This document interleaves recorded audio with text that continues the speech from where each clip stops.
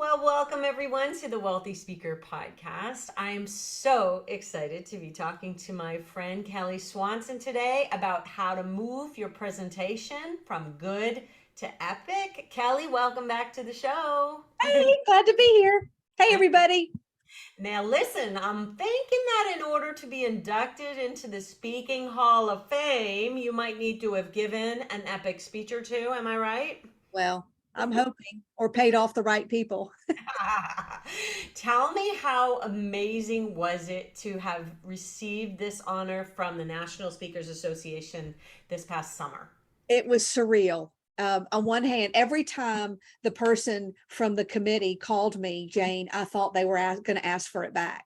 I was like, are you going to take it back? I would even get there and go, okay, they're going to find a typo on my book. So it's just surreal. Like, how did this happen to me?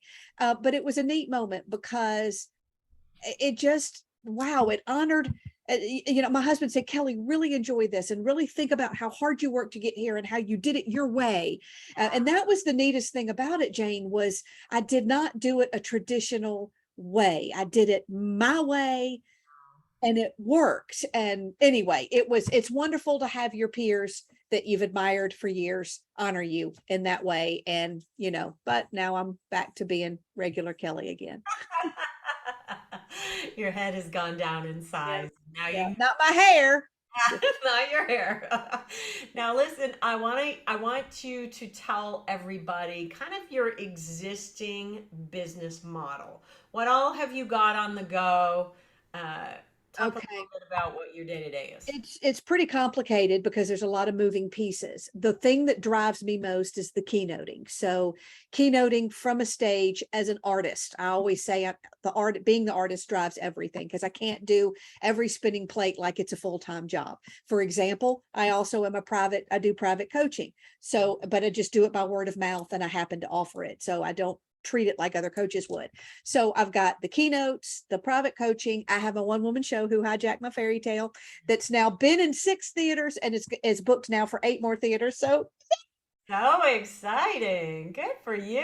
and now Story Impact Academy. So that's kind of my business model, but really driven by the keynoting aspect of it. Okay, well, congratulations on all fronts. I did not know that your one woman show had expanded. Ah, And you've lived it through COVID, and so many things have. Jane, I launched it. The premiere was in January of 2020. We Oh, did the first show and then everything shut down. But there's silver linings to everything. We also got a lot of attention because now they weren't booking, so more people could go check me out. So there you go, bright side to everything. there you go. And I know how much work goes in because you've told me how much work goes into a one woman show. So amazing that you have come back from that even stronger. Okay, so today we're talking about good to epic. In presentation skills, lots of people are good, some are even great, and we're talking about how to move to epic in your presentation. So we've laid out, and actually, you gave me these tips for my book, The Wealthy Speaker 3.0, plug for the book. So people are going to be able to see them in the fall in writing. But let's start with tip number one, which is you've got to have a really strong idea. Talk about that as a good idea, good speaker, and then let's move it to epic. And I'm speaking from the speaker's perspective, Jane. So if it ever, anytime you want to push back and give it to me from, because you've had the buyer's perspective on this. So everybody, I'm talking from the speaker's perspective. And that's a very, we only have that perspective and we have to remember that we only see it from where we sit and what we've done that's worked for us. And I want to also say, based on what Jane just said, going from good to epic, that you've seen a lot of speeches and you know that the majority of them that you see just sort of get lost in the shuffle after a year or two. And then there's the ones that You don't remember them. remember, right? You don't. So for your own homework, think about those speeches you still are remembering and why. So this is kind of what I did in putting the tips together. So yes, Okay. it starts with a really strong idea, which to me, you might be like, well, duh, but it's not just a bunch of tips cobbled together. but one, to borrow from TED Talks, one really strong idea worth spreading. It's this philosophy that encompasses what you teach and encourages them to hang on to this new perspective to a problem or the desire they seek. It's, what is your idea worth spreading? What is your idea worth spreading? Okay, so if we were to ratchet up, Yep. ratchet it up, Yeah. what makes it epic? Okay. What makes it epic is make it sound sexy. Okay. Different from anything they've heard before. Disrupt the status quo. I don't know if that's sexy anymore, but oh, well, anyway, sorry. Disruption is sexy, actually. Okay. Look at Okay. all the businesses that are so successful because Okay. of And disruption. eventually it won't be anymore as everybody starts doing it, but connect it to the hot topic of the day. Now, here's an example of sexy, in my opinion, anyway. My Okay. program was first called Hanging On to Humor When Life Doesn't Go the Way You Planned. Okay, that works. When I wanted to make it relevant to the client, I changed it to Who Hijacked My Healthcare System. It's a Okay. sexier title. It's an easy tweak you can make to language that goes from good to epic. Okay. Makes sense? So, who hijacked my healthcare system, especially if you're an audience in healthcare? That's exactly what we want is for somebody to say, I know exactly what you're going through right now. And Yeah. so that little the word hijacked Yeah. is potent, so we have to obviously be aware of that. But it's working for you in the way because you also use it in Who Hijacked My Fairy Tale. Right. And I should make that clear to those who don't know that already. My first book was called Who Hijacked My Fairy Tale. And Mhm. so I was kind of, and when I went from just hanging on to humor to Who Hijacked My Fairy Tale alone, it Mhm. had a massive change. People to this day love that title. Even with hijack being in it, I have not had one person. The only times people have changed it is when we thought it might be too chickish, and we've made it more, a little bit more male and female. But then when I made it Who Hijacked My Healthcare System, Yeah. again, it added that relevancy and made it And even when sexier. you're talking healthcare, I mean, nobody's really thinking about terrorism or anything like that. So I don't think that's especially problematic. But that doesn't mean that you shouldn't go through your programming and especially your titles and ask yourself, is this problematic? So we actually have had a system called Ready, Aim, Fire for Yeah. many, many moons. And people have said to us, maybe only on a few occasions, fire is kind of combative. So we've actually changed it, Ready, Aim, Launch. And it made sense Yeah. anyway to change it to launch. And so we didn't do it necessarily to cave into political Yeah. correctness, but It's your own choice. we're It's your aware. own, it's not going to be black and white ever. Yeah. It's your own. I've retired jokes because somebody said, look at how that could be looked at. And I went, okay, yeah, you're right. And I had to make a decision. And sometimes I didn't. Um, and here's a great example too. And I don't know if I'm calling out anybody, but I had one friend who she was working on her book, and I was like, oh my God, you've got to call it Bulletproof. Mhm. That is a great title. It's related to your story. You were held at gunpoint, boom, Oh, boom, boom. And she was like, no, no, no, no, will not, cannot, personally don't like it. And of course I respect that. She yeah. chose not to. Yeah. And I was like, man, that's a good title. Yeah. Sure enough, now somebody's come along and used it for sales Hmm. Yes. and created the whole brand around it. Does Yeah. that, I don't think that makes one right or wrong. It's going to come to a personal choice anyway. It's yes, but you were right, Jane. You have to look at it and make that decision. You You have to do have to it think about it. right for you. Yeah. Okay, so I love tip number 2 because it's show them that you get them. Yeah. And I really think a lot of people can put more emphasis on this, more intentionality, let's say, onto this. Sure. Um, and by the way, on that one we just said, just have an idea worth spreading, a philosophy, and make the idea connect to them and their industry even better. Yeah. Okay, so now we're talking about a good speech shows them that you get them. And that, I think you already understand and illustrate the problems they have, how that's making them feel.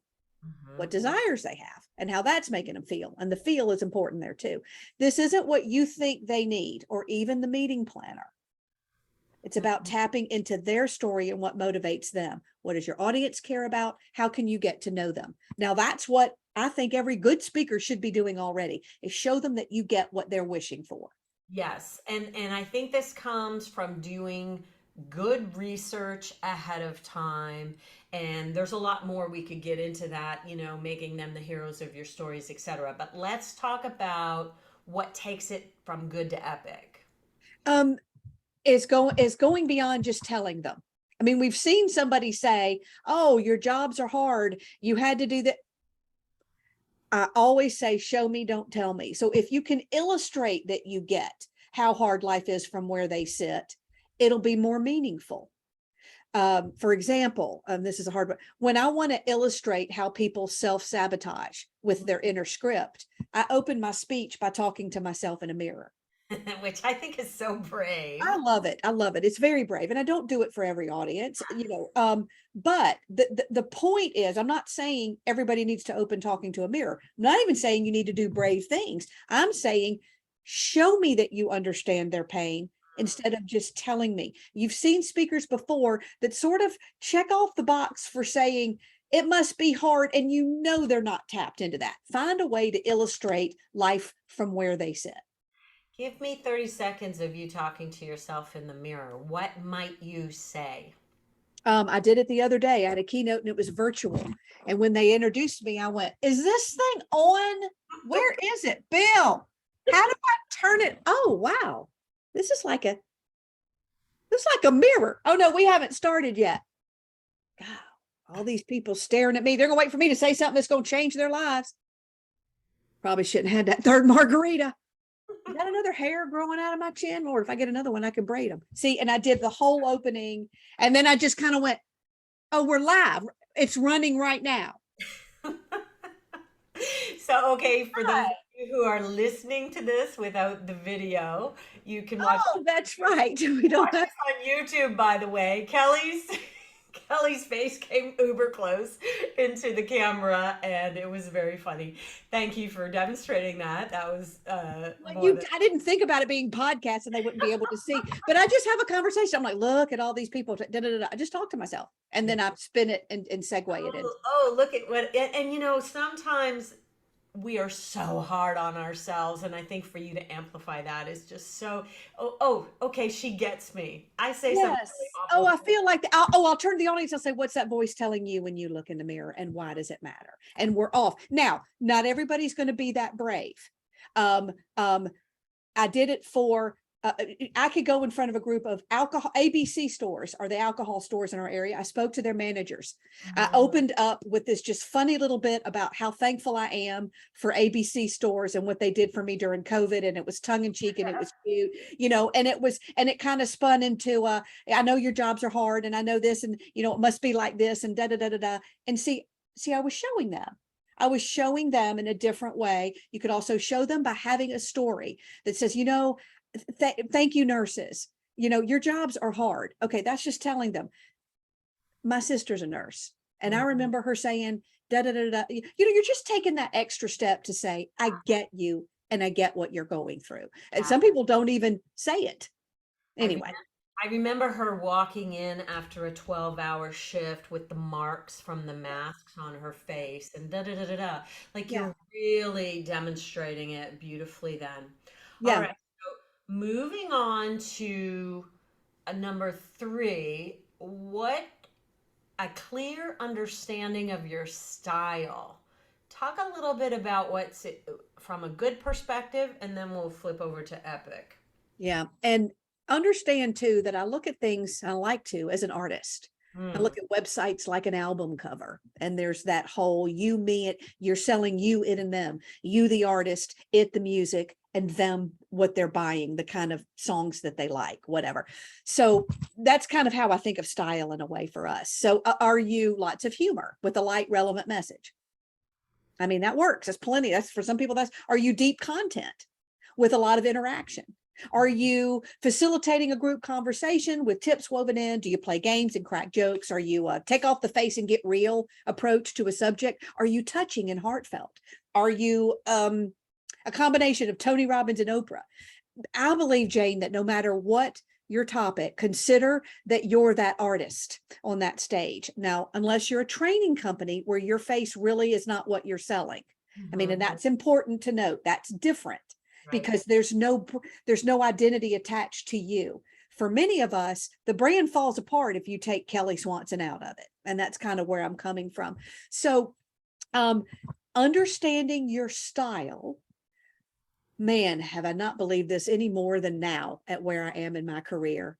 Understanding your style will keep you from reinventing the wheel. Every time you write a speech, it will make it easier to sell and more marketable if you can show people what they're going to get. The style is what sets you apart from every other speaker. Now, that's what every speaker, I believe, should have a good understanding of their style, and not what the style should be. I spent so many years going, well, maybe I need to be a trainer, or maybe I need to be this, or maybe I need to be like that person. No. And I got to this point where they gave me that award and I looked back and I went, oh, I should have just chosen what I wanted to be and gone with it.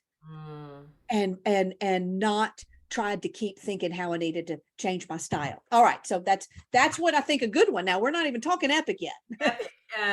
I want to just weave the word authentic in there, because I think when you truly land on your most authentics, I think when you first get in the industry, it's very easy to start to absorb a little piece of this person's style, a little piece of this person's style, and then you start to lose yourself in the mix.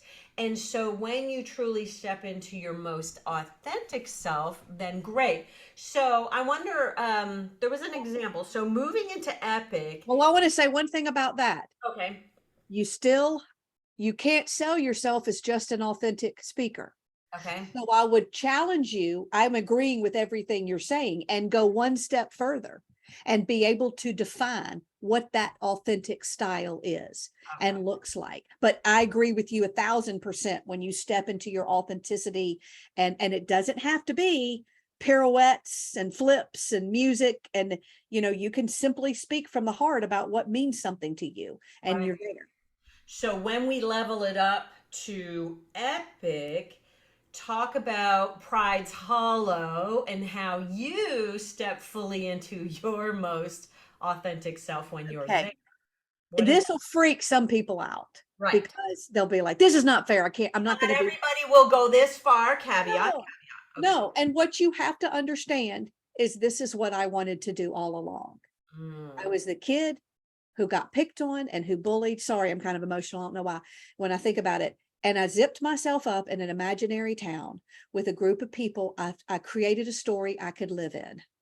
And actually moving forward in my keynotes, it's going to become the story. And what was my refuge became my art. And so I've spent my whole life knowing I was supposed to tell y'all this story. So, but to make it just an example of a unique way to illustrate your style is different. I will challenge anybody to find somebody who's doing what I'm going to be doing. And that's not, you don't get more points for that. I'm just saying that charges me up. I'm embracing the fact of my Pride's Hollow. Okay. It's my second theater show. So I know where it's going with that. I turned my newsletter into the Pride's Hollow Gazette. Okay. That was a bold, I am rebranding myself, not changing anything else I do, but I'm putting it all under, that's my second job, as I'm editor of the Gazette. So you get your Gazette as the newsletter, and it's very real to me. And then you get a black and white copy on your place at the keynote. So, and then when I'm in my keynote, the phone rings and people are calling me with the stories they want me to put in the Gazette. So it gives me a reason to tell you, Earl, I can't talk. I'm talking supply chain people. Yes, I'm speaking to supply chain. No, I don't know exactly what it is they do. I don't know, helping you. I do a whole customized bit for customize that. I hang up, and yes, I do this right on stage. And then I say, y'all, in addition to a speaker, I'm also editor of the magazine, putting their stories in, and you got to hear what happened in our town, because it all started with a letter. And so I'm telling you the story about we all got these letters in our town asking what we would do if we were brave. And this is my story. I want to tell you the stories of what these people did. They're episodes, they're shorts, they're stories in my keynote, and they can be written to fit the audience. They become my material, but then I pause, and this is the last thing I'll say. I don't want to go too deep into it. Then I pause and I'll say, speaking of the voices, I'll tell my story also of being a kid with you don't realize that these two stories I'm telling, you don't realize, I'll tell this, my story about having these voices and these characters in my head. And then I stop and I go, let's talk about the voices for a minute. And I stopped. I did this in a 90-minute virtual keynote. I stopped and said, we're going to talk about how you rewrite voices, and went deep into content. If it had been a different kind of client, I would have gone deep into, let's talk about how story changed our town and how you can influence more through story. And then we go back into it. So that's an example. And I'm telling you that it's the hardest thing I've ever done.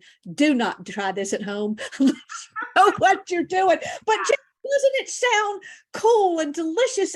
And keep in mind, this has been written because I shouldn't say the big stage opportunities. We shouldn't be thinking, and some of my biggest clients only had 11 people in there, but this is the kind of thing that you're going to want at your national conference to open or to close. It's got as much entertainment as it does content. It's like a one-woman show in a keynote. But let's give a lightened up version of this. Yeah. Bernice Fly Girl Armor, Yep. a African American female fighter pilot, if I have that right. I may not have her actual role. I can't remember exactly. I always say fighter pilot, but say military pilot. I'm pretty sure it's a fighter pilot. And so she comes out maybe in a flight suit.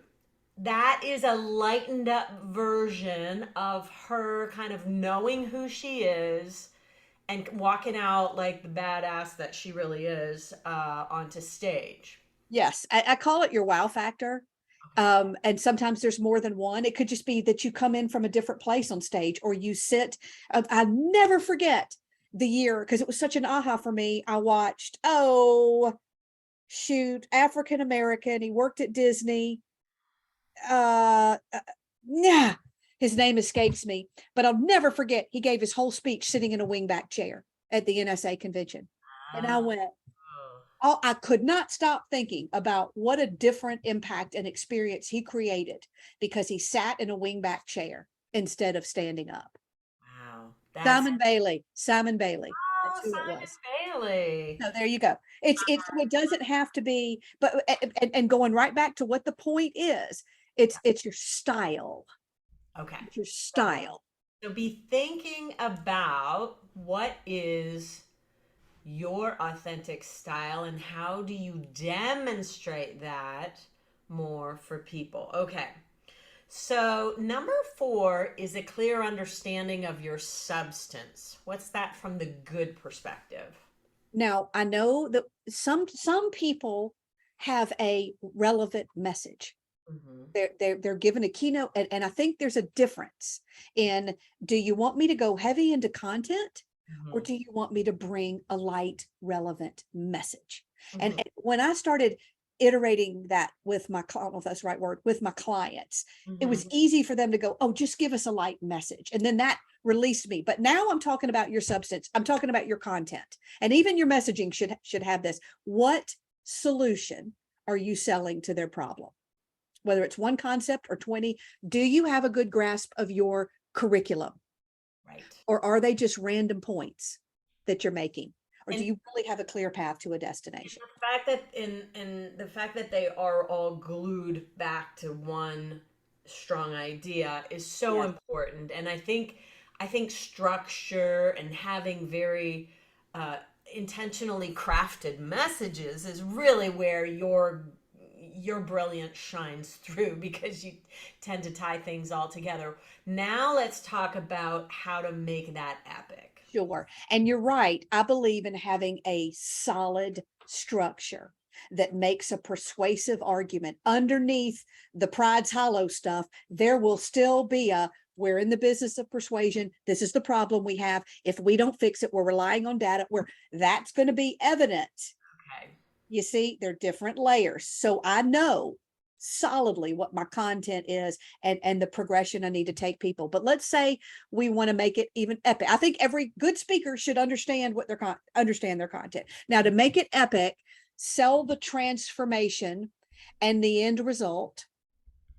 Wrap, and notice we're not just talking about, I know you said what makes a good keynote, but in the key, there's just a lot in selling your company and selling your inside the keynote. There's a lot of overlap. A lot of the language you're going to use on your website, it's going to be the same argument I'm going to have you make in your keynote. So follow me here. These can work in both places. Sell the transformation and the end result. Wrap your curriculum, your content, your talking points, whatever, into one bucket.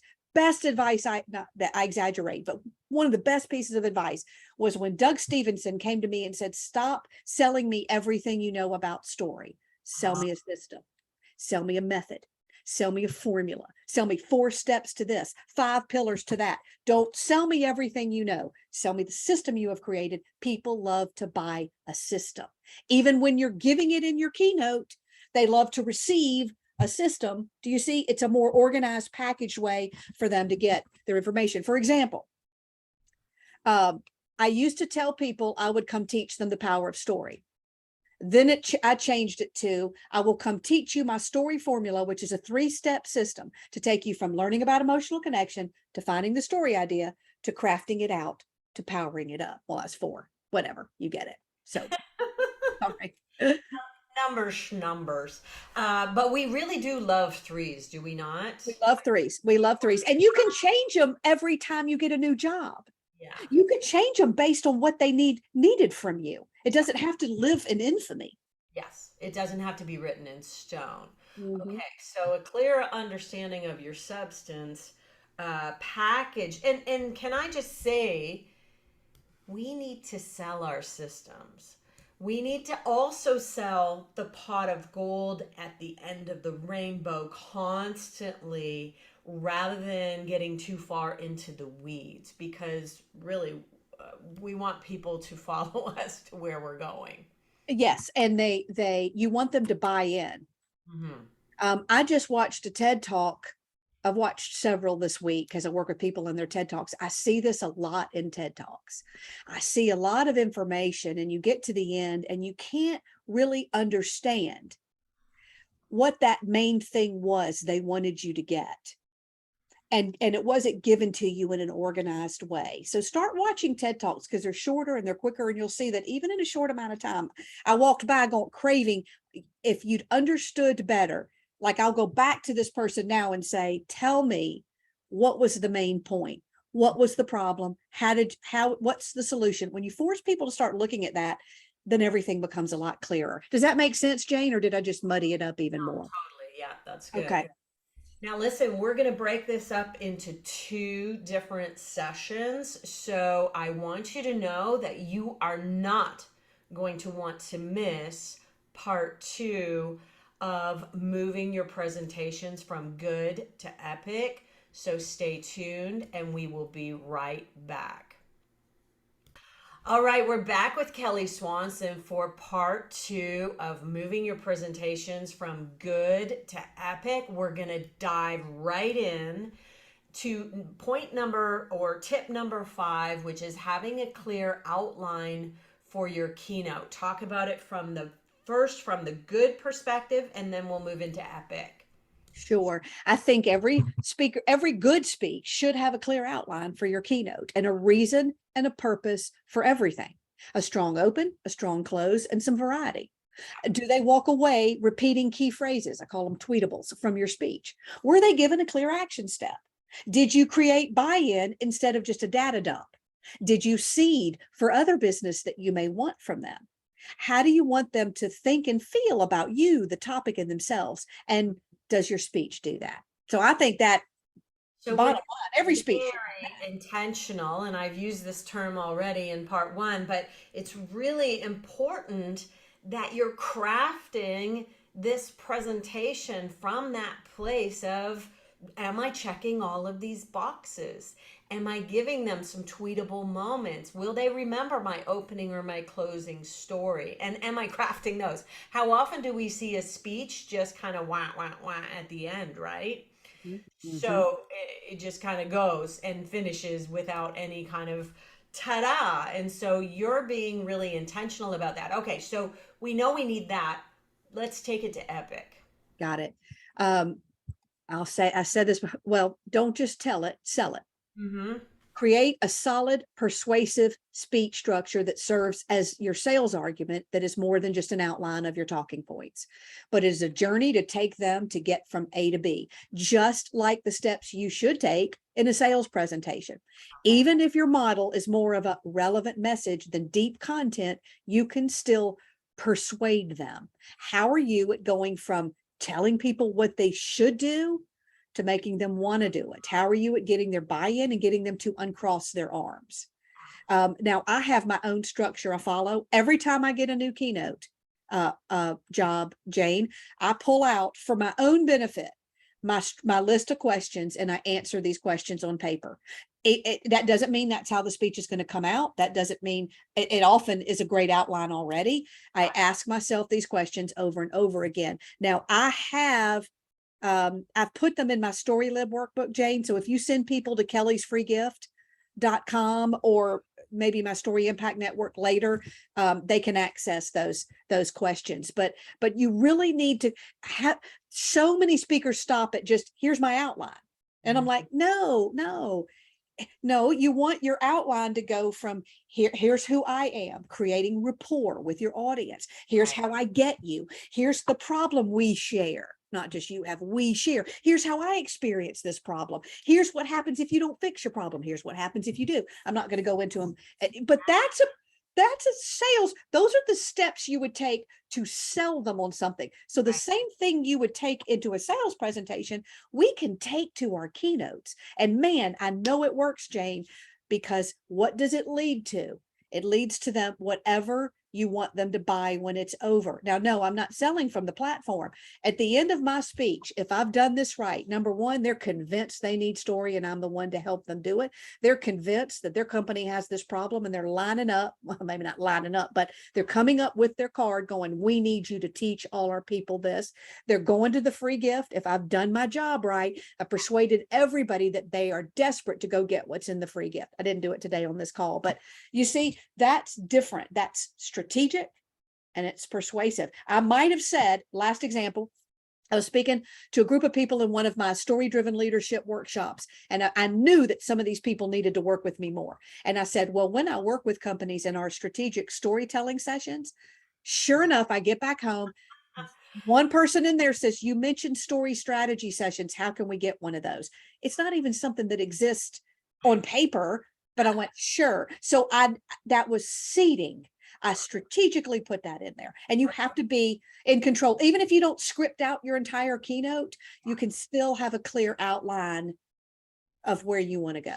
And I'm going to do the plug for you. You cannot miss kellysfreegift.com because she is going to lay it all out for you and take the guesswork out of putting together this amazing presentation that will move you from good to epic. So go to www.kellysfreegift.com.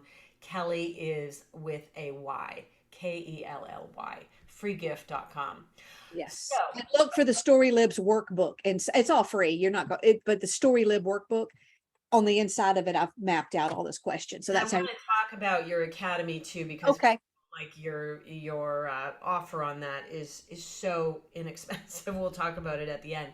So let's go to number 6, which is sell you as much as your content. So I can feel people getting like, "Ooh, I can't sell myself from the stage. That feels icky." What Yeah. do you mean from a good perspective? And then we'll talk about epic. Sure. And when I'm saying sell, I don't mean you have to do all of this. Our clients will not let us sell from the stage. So Right. all of this has to be subtle and convincing. That's what I mean a lot when I say sell. But yes, sell you as much as your content. There are so many great PowerPoint presentations I've seen where the speaker was in the dark, literally the dark. And I went, not only, I don't even know what you look like because all we saw was your screen the whole time because the room was dark for us to see it. We walked away with great messages and great content, but we didn't remember you. And this is no good. if they can't remember you. They buy you first. So allow them to get you. Too many speakers simply share the information. We may love what we hear. Or like I said, we may take good notes, but I want to remember you. I want to feel like I know you. Telling them what to do is not the same as making them want to do it. And if you want them to take action, you have to, that makes you a salesperson up there. Okay. Cardinal rule of sales. We all know this. People buy from people they like, people they trust, people they believe, people they feel like they know. If you want them to follow you on that journey, if you want them to buy what you're selling them from the message, if I want them to buy into the message, if you've got to get them to like you and trust you, and you don't do it at the end, the biggest mistake, or well, this is what I see most speakers skip. They launch right into that. Well, they don't even tell them they need it. They just say, here's how you're better at customer service. And they skipped this critical part. Stories are the only way to show people who you are without just telling them. So I hope you have a story that tells them what you care about. Are you showing them this message, what it means, what this topic means to you personally? Do you share how you can relate to their pain in a personal way? Those are examples. I believe every good speaker should be giving us the opportunity to get to know you as well. Beautiful. Let's take it epic. Epic, find a creative way to do that.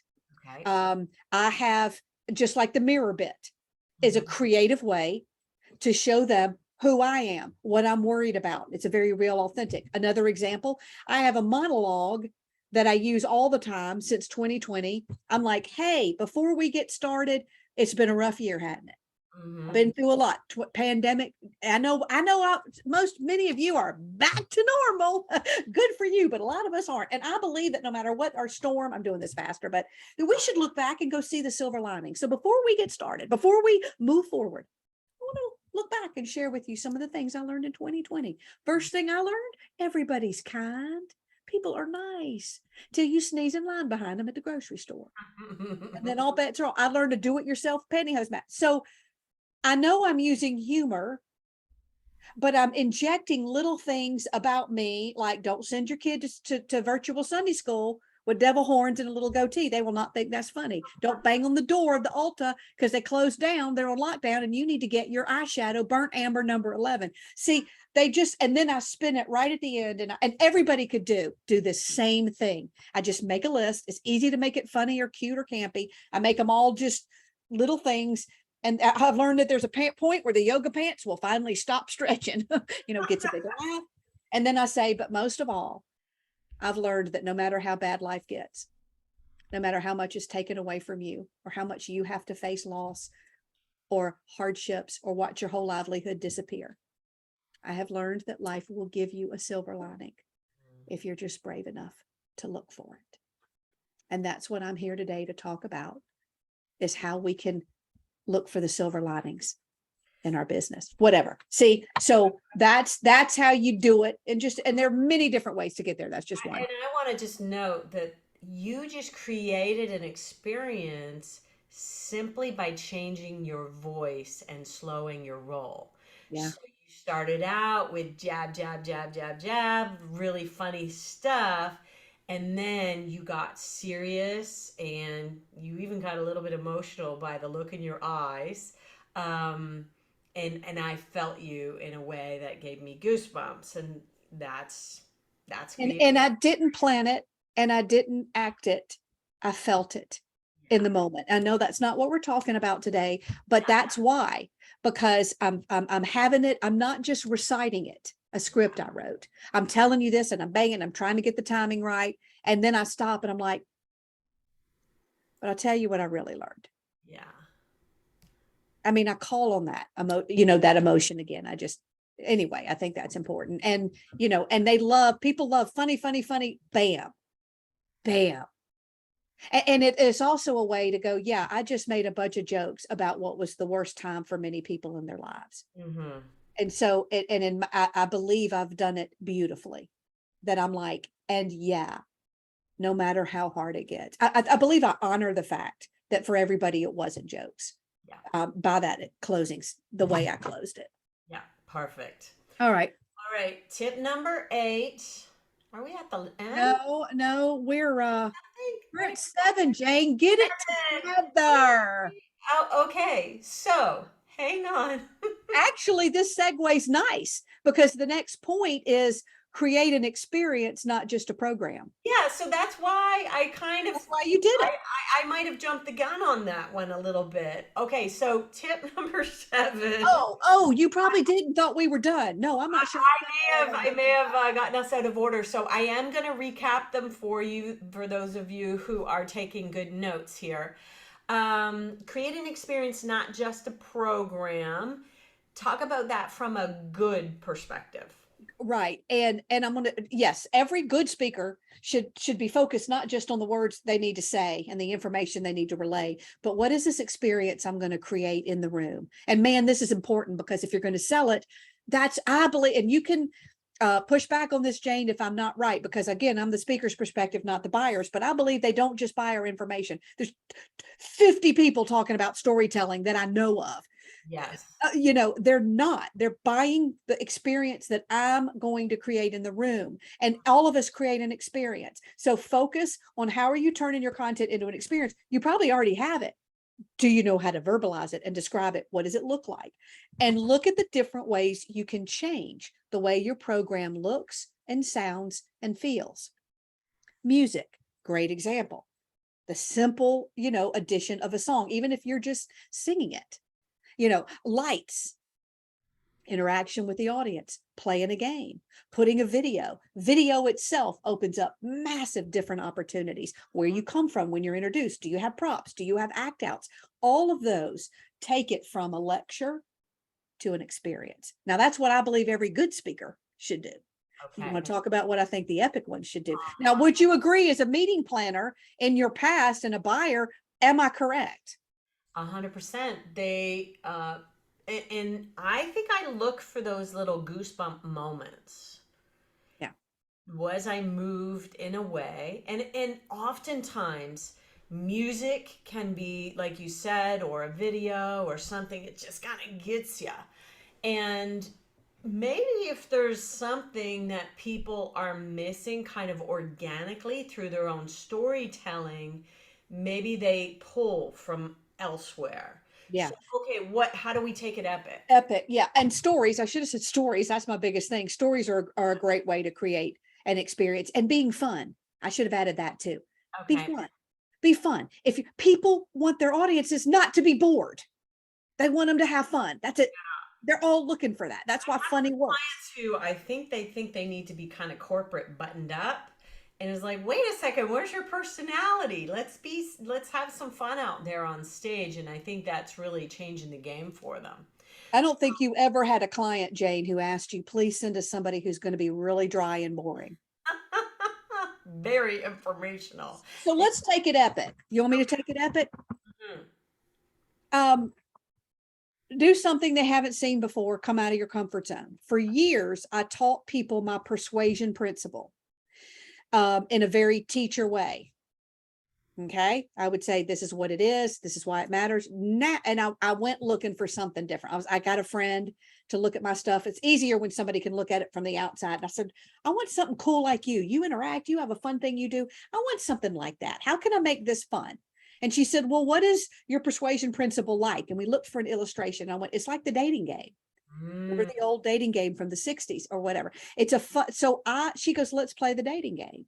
And so I came up with a fun way, because it was a perfect illustration to teach my analogy for the persuasion principle that everybody could understand. So now we play the dating game. I bring contestants up. I can do it simple. I can, I did it on a pre-recorded video version of it. So I found a game that teaches, and it really teaches my philosophy in a very good, actually quite complicated way. mhm. Now, another thing, this is different. Sometimes I'll dress up as the server in the hotel. If they have a breakfast, I just did this for supply chain people, and they had a breakfast. They're all sitting at round tables. I was the one clearing their plates, taking their water, getting them. Some guy asked for Pepsi, and I went on a wild goose chase trying to find, or Coke when they only serve Pepsi. So, and then when I came up, I wove it into my message about being a servant's leader, and that sometimes our connection doesn't happen when we have the microphone. It happens in these moments, so I immediately wove it in. The phone ringing from Pride's Hollow is another example. These are things that turn it into an experience rather than just a program. I guarantee you, Jane, they will have forgotten my name, but they will remember the time that speaker came up to the stage and had been their waiter. And this actually segues nicely into number 8, because I can tell you that I've heard you tell a lot of different stories, but the Chub Rub story that I have talked about it. I mean, really, out of all the speakers that I know, it's a story that I just will never ever shake. And so Oh, number 8 is have an amazing story. Tell everybody. yes. And I got to say, Chub Rub went into the theater show. Oh, So I am slowly, once I get something I like as much, I will retire it from my keynotes, yes. but because it lives in the theater show now. And I'll tell you, if you selfish plug, though you don't have to buy it, so that's not a plug when it's free. Y'all have got to go listen to Bitsy's waxing party that I just put on YouTube. Jane, it is the funniest thing I have ever written, hands down. Oh, I gotta go see that now. She has a home waxing party and all these old women come to it. And just so you know, it does not have anything to do with mopping your floors. And I told my husband, I was like, this is my next Chub Rub. This Oh is my the God. funniest thing. So anyway, okay. So sorry. I just love my stories and that was a hoot. Okay. So You're good. right, though. They remember the stories. That is what they remember. Anyway, so I think every good speaker should have an amazing story. Someone once told me that the best speakers are the ones with the best stories. And I would tweak this to say that the best speakers are the ones with the right stories Ah. that they've made. I never had a story that was as exciting as a lot of those speakers out there, their signature story. I never had that. Well, now I do, because I believe the kid with the imaginary town in her head is going to become my new signature story. But Jane, I didn't have that. Nothing exciting. Chub Rub is about sequin pants that rub together in my thighs. I found the ordinary. So anyway, I don't care what you speak about or how much content is in your program. The truth remains that story will do most of the work. So do you have stories that illustrate and put a human face on your talking points? Not all of them, just some of them. Do you share examples of your content in action with a face and a name? Do you use stories as a strategic tool to make them think or feel a certain way? Or are you just using stories because somebody said you should? Do you wing your stories and settle for, oh, this is good enough? Or do you ramble through them? Do you understand the lesson in the story and state it clearly? Those are things I would ask anybody to just have a good speech. Right, right, right. Okay. So you want to go epic? Well, first, do you have anything you want to say about that? Well, I think that you probably are one of the most amazing people to really show people how to take your stories from good to epic. And let's talk about how you deliver them. Okay. In other words, okay, so epic. Because I'm always looking for, okay, this is a good story. I look for the idea. Then I look for, okay, let's get the right structure behind it. Mm-hmm. And let's make it as entertaining as we can. And then I look at, is there a different way to tell this story? Whether it's just sitting, standing, whether it's in video or a different medium. Okay, so take your stories over the top and how you deliver. Maybe not all of them. Maybe it's just one. You could start with a big story at the beginning of your keynote and you could finish it at the end. I love that. I love a good wraparound. I do too, or even weaving it all the way through. Some people have really big stories and it requires, us stopping and putting a pin in it. And so I love the weave through. Have music play behind your story in certain parts. Okay, here's an example of one time I thought this was pretty epic. I wrote a story about what a guy in a vacuum store taught me about customer service. Okay. Okay? So just your basic story about a guy who hires a millennial we called Man Bun in the story because he had a man bun, and why Man Bun Man Bun learned the lesson about how really it was all about connection and relationships, and not, do you have the best app? Or anyway, it's a pretty good story. And it illustrated my point perfectly of why you need to pay attention to connection, emotional connection in your business. So I wrote the story and I thought, okay, this is good. It's okay. It may be even great, but I wanted to do one better. So I added music to it. And I was like, okay, that's great. So like you kind of hear this, and man, choosing the music, I can be an hour on the internet just finding the right music that goes behind my story. But I wanted to do one better. So I went out and hired an artist to draw out the story with his hand. And I paid about $1,500, bought a video where he had drawn it. And then I played it behind me, told the story, and the video had music in the background, and I narrated it instead, and had a copy made with my voice as well that could live on YouTube. So if you go look, Cash Vacuum Story is somewhere on my YouTube channel, you'll see that, and you just know that I did it live. I only did it once paid, and then I showed an NSA chapter, never did it again. I'm like, why didn't I ever do that again? So because that story was written for that group in particular. That was pretty darn cool. That's epic in my opinion. That's That is epic. And so I want to ask you why you're not using it more.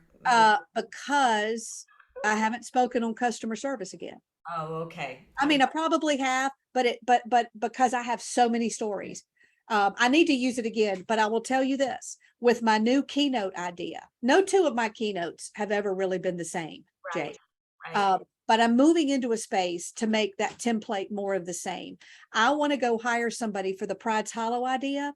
I want to go find somebody to draw just the little girl story, not Old Man Withers, the whole town, but just the girl on the bus. It starts on the school bus, and have the hand draw her creating these imaginary characters. So if y'all know anybody, if anybody's got a connection, because I lost my last connection, I don't remember who it was, that I could hire to do that, I think that's worth investing in. And even though I don't use PowerPoint and media, that's another reason, Jay, I don't do PowerPoint or media. I can do so much without that. Just with your story. Just with my story. So it adds a whole new element when I got to figure out how to get them to play a video. Okay. All right. That's There you go. okay, everybody. This has been a treasure trove of ideas, and I'm just going to summarize them. If you're listening in from, make sure that you circle back to part 1 if you haven't seen it, but let me review them all for you. Number 1 is a really strong idea. Number 2 is show them that you get them. Number 3 is a clear understanding of your style. And by the way, you'll be able to get all of these in the Wealthy Speaker 3.0 that's coming out this fall. Number 4 is a clear understanding of your substance. Number 5 is a clear outline for your keynote. Number 6 is sell you as much as your content. Number 7 is create an experience, not just a program. And number 8, which you could not miss because this is what you're all about, have an amazing story. This is, and moving from good to epic, it's really pretty small. It's like adding the music or adding the video, or it's not this massive changes, is it? It's kind of small increments, don't you think? Yes, it is, and can be, or it can be big leaps like I do. But I went through small leaps before I was ready to make big leaps. Okay. Jane, I don't know if you hear this a lot, but one thing I hear from a lot of speakers that come to work with me is, I know I'm good, but I know I could be better.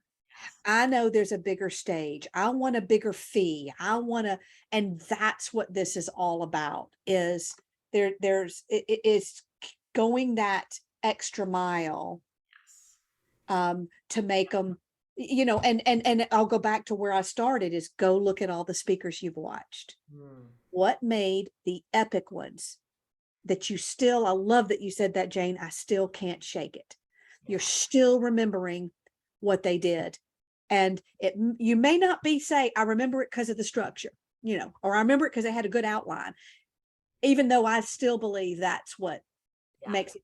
But you're going to say it was because of some of these things on the list. And maybe even just having one will be good enough. Captain Well, Jerry, you need a structure though. very first big conference I ever went to, Captain Jerry Coffee, prisoner of war, passed away a few years ago, unfortunately. And I think what made he was telling the story of living in this tiny cell and having his other fellow prisoners of war beside him in cells. This is in Vietnam, and how they tapped out Morse code to each other. And I can remember to this day, this is 30 years ago, Kelly, the sound of him knocking on the piano that was behind him. I can still, and it's just this tap, tap, tap on the piano, but the tapping is what I remember. I, I remember Mark Sharonbrock when he mm, talked about people being drafted for Vietnam, and he was looking for his dad's name, I think, on the wall of fallen soldiers or something like that. And but I'll never forget when he called out a draft. I forget how he got into it, but he had people call out their draft numbers. And Jane, it gives me goosebumps. Even watching it on video was not the same when I watched it later as sitting in there and people started calling out what their draft number oh was. my God, that All gives these me years good. later. Yeah. See, it's finding that. Yeah. And the question becomes, do you need one? Do you need two? I think it's being deliciously open to exploring Mm. how you can turn this into an experience. That maybe is the most important one of all, is how can you turn this into an experience? And you have so many things at your disposal to use to do that. Oh, okay. Well, you really wrapped it on something amazing there. I love that Sharon Brock story, and I love him. I've seen him multiple times. Tell everybody you have a Story Impact Network, but you also have Story Impact Academy. Talk a bit about the differences between those two. Yes, they're both on the same platform. The Mighty Networks platform is what I'm using. But the network is the social hangout Okay. where I'm trying to gather people who want to talk story. My Okay. free gift, all the free gift resources. If you don't want to go there, just go to storyimpactnetwork.com. Okay. Storyimpactnetwork.com. That's the free place. That's social. That's I'm talking story. We're just hanging out. Okay. And then the academy is sitting inside of there. And that's the year, spend a year with me. The persuasion principle course is going to be sitting inside of there this fall. The group, people have access to me all year, open office hours, Everybody, story how much makeovers. that is. Oh, I can say how much it is here. It's dirt cheap. Do not tell me to raise it, Jane. I will eventually. It is $4.97 for the entire year. And that's the year, not per month. Somebody said per month. And I went, no. People, It 497 for the I entire year. know it's ridiculous. I'm building it. I want to, and I'll tell you, this is the group I'm going to love on just like you love on your group, your wealthy speaker group, and all your speaker school. This is and if you go to storyimpactacademy.com, it will tell you what. I don't want to bore you with that, but go to storyimpactacademy.com and it'll tell you our mission and what we're all about. And we don't do business coaching. Sorry, that's not what we're all about. We come in at the Wealthy Speakers School, and we have a lot of shared members, by the way. We have a lot of people who are part of your network and academy and are absolutely thrilled with everything that they learn. Kelly Swanson, once again, you have blown the doors off. I appreciate you so much. Thank you for taking the time to be with us here today. You're welcome. Thanks for having me. Hey, everybody, all my friends. I love you. And I love you too, Jane. Rock on. Love you too. And I will see you soon, wealthy speakers. Bye for now, everyone.